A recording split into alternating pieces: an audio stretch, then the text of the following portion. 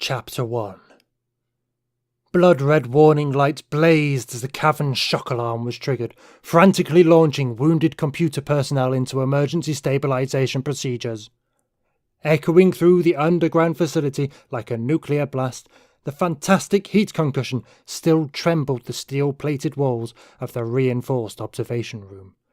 Terrified beyond rational thought, shocked scientists abandoned their stations to charge explosively into nearby corridors, while others desperately held their place in the flame-tinted chamber. Unintelligible commands bellowed as workers tore extinguishers from walls and blindly emptied foam onto electronic panels that smouldered arcs with sparks shattered by the stress. Noxious grey smoke clouded the room, the remains of seared steel panelling and insulation.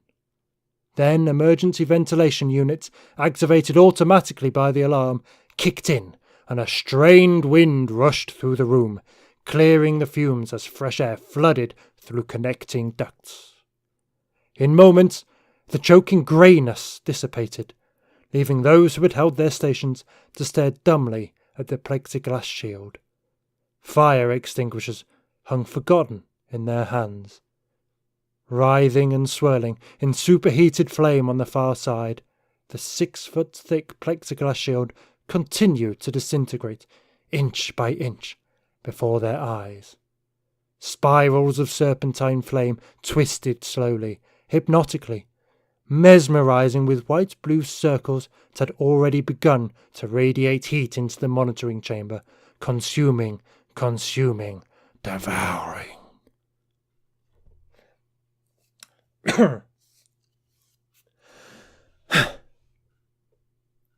On the floor of the observation room, Dr. Peter Frank groaned and rolled awkwardly to his side, trying painfully to reorient himself. Stunned, he remembered nothing for a moment, only volcanic white light filling the room in an electric eruption, blinding thunder, with human bodies flung like rags, the unbelievable power surge. Wiping a smear of blood from his eyes, Frank found conscious control, numbly shaking his head. Then, with a supreme effort of will, he struggled to his knees. Unsteadily he gained his feet. Wide-eyed, he stared at the spiralling flames on the plexiglass before tearing his attention from the glowing aftermath of the Holocaust. With rapidly gathering control, he gazed down at the smouldering panels, youthful eyes darting with increasing speed along the flashing red lights, searching until he found a small microphone.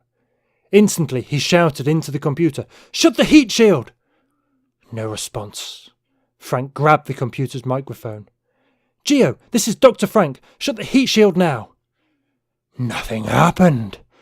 Behind him, a handful of personnel screamed and broke, running. Without any expression on his sweating face, Frank rapidly ran his hands over the control panel to override auditory command. He repeated the same procedure 3 times, glancing up wildly as globs of melting plexiglass fell away, flames consuming a vengeful path into the observation room. No response from the computer. Flames writhed on the other side of the plexiglass. Stunned by the sight, Frank gripped the sides of the computer's optical sensor matrix, glaring at the fast-approaching Holocaust, his breath thin and panicked. "We've lost contact with Geo," he whispered, breathless, watching the blue spiral. "We've lost contact with Geo," he whispered, breathless, watching the blue spirals on the plexiglass. "We've lost contact with the computer. We can't lower the heat shield." No one moved. Disbelief, shock, all that remained. Desperately, Frank snatched a portable computer access unit from his belt and immediately jammed the connector into the panel. In seconds, he hit an override command to circumvent the shattering hardware. The control panel's fiber-optic matrix blinked erratically. The heat shield failed to descend. Disintegrating sheets of plexiglass slid away. The observation room began to overheat. "Nothing works," Frank muttered, unable to hide his emotion, hands flying over commands. "We don't have anything that can stop the fire. Nothing! This is unbelievable. Unbelievable!" Frantically he hit one command after another, his face aglow with a crimson light, sweat visible on his forehead as the thinning plastic in front of him melted away. Then, abruptly and unexpectedly, the control panel sub-processing unit locked in light, backup power somehow finding a path through the shattered circuits. Frank hit commands as quickly as he could. Commanding! Commanding! "Come on," he whispered, unable to contain himself, even though voice control was gone. His fingers flew over the unit. "Come on, Geo, listen to me! Shut the heat shield!" Suddenly, there was a harsh thundering on the burning side of the plexiglass, a continuous grey mist filling their view. Flames vanished instantly beneath the fog. "We've got pheromones!" Frank shouted with no lack of raw emotion. "We've got nitrogen pheromones! It still works!" Moving his hands over the portable access unit, he quick-programmed a new routine to lower the heat shield, and in seconds a grating sound released itself in the wall above them, the niobium titanium wall descending to seal the void where the plexiglass fell away. A vault lock reverberated through the room. With trembling hands and whitened face, Frank stepped slowly, unsteadily back from the alloy shield. He stared at the wall for a moment, as if he couldn't remember where he was, what he was doing. Red emergency lights in the monitor room continued to glow, backup modes functioning despite the impact of the phenomenal blast on the electrical system. Finally, glassy-eyed, he turned to the observation room. Only 2 of the dozen staff scientists remained. "He didn't get out," he said, pale with sweat.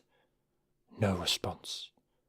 A grey-haired man, decades older than Frank himself, but centuries behind his understanding of the project, collapsed heavily into a chair. He raised a white, trembling hand to smooth back sweat-plastered hair and leaned forward, head hanging low, clearly exhausted. The other remaining scientist, a raven-haired woman in her early 20s, the sleeve of her lab coat still smouldering where flames had erupted from the computer panel, turned away, trembling quietly. Without even acknowledging that she had heard the comment, she leaned her head against the wall, breathing deeply, firmly grasping her steel support beam, regaining control. "He didn't get out," Frank repeated, almost apologetic. "It's still locked in the containment cavern, and I'm flooding the cavern with nitrogen to put it to sleep. It didn't get out." "What happened in here?" The irate voice had erupted from the military figure that appeared suddenly in the doorway. Wearing green utility fatigues, swirling with smoke from the corridor beyond, the lean presence in the entry dominated the room. The man glared at the foam-covered computer terminals and the overturned printouts, coffee cups, fire extinguishers, and chairs. Then, through the fading vapours, he nervously centred on Frank, repeating the question with impatient authority. "Doctor, I asked you a question. What happened?" Frank pointed to the niobium titanium wall. Said nothing. For the first time since he had entered, Colonel Carl Chesterton switched his glare to the alloy shield. Hesitant, he slowly walked into the room, his right hand settling on the .45 caliber semi-automatic on his belt. He froze in front of the optical control panel, staring with silent fear, before he turned towards Frank. His voice was low, harsh. "Did it?" "No," Frank answered. "No," Frank answered, a thin, dark-haired man who looked too young for the position. "It didn't get out." As if from reflex, Colonel Chesterton's gaze wandered between the scientist and the reinforced wall.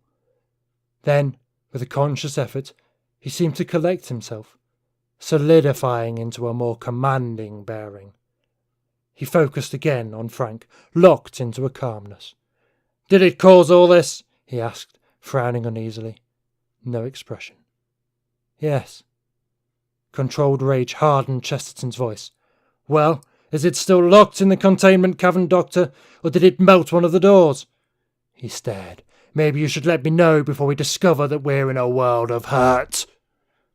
Without missing a beat, Frank reached out and switched on a screen that had somehow escaped the chaotic foaming. The monitor blinked unsteadily and red, then orange, flickering. The viewing camera inside the containment cavern is shielded from heat, he said. It should have survived the blast. If it's still working, we'll be able to see it on the monitor. Unsteadily the monitor continued to flicker, hazy and uncertain, before it honed into a grey clarity. Then, as the image cleared, Frank released a dismal laugh, disoriented or stunned. Yes, if it's in there, he said, amazement fading into cold observation. See for yourself. Chesterton was already leaning in front of the screen, staring intently into the haze. Sweat beaded his forehead, his neck. He squinted as he studied the blurred image. Where? He muttered. Where is it? It's right in front of you. No, Doctor. It's not in there. Look closer.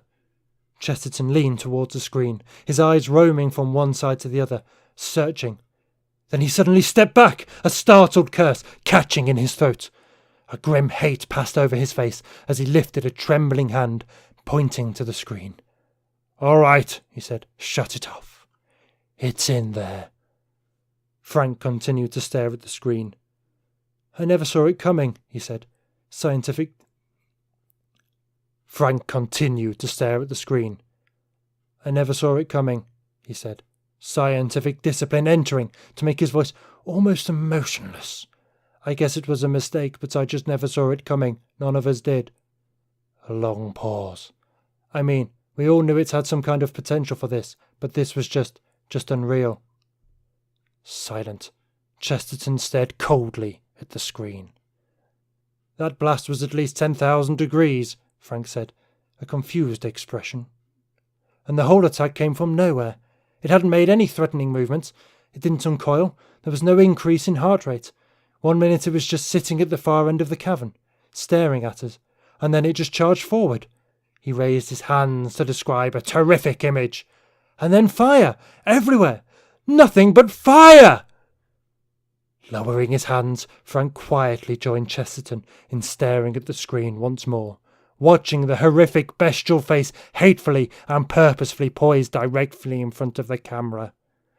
Captured on the monitor, a pair of glowing green eyes glared at them, unable to see through but somehow sensing their presence and blinking with a dark, malicious intelligence, soulless, unmerciful, calculating.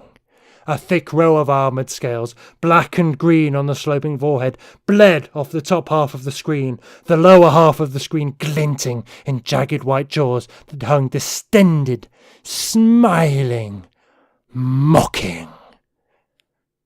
It was testing the strength of the containment cell, Frank commented, continuing to stare. Chesterton was grim. And why is that, Doctor? The scientist dismally shook his head, as if the answer were obvious. It's hungry.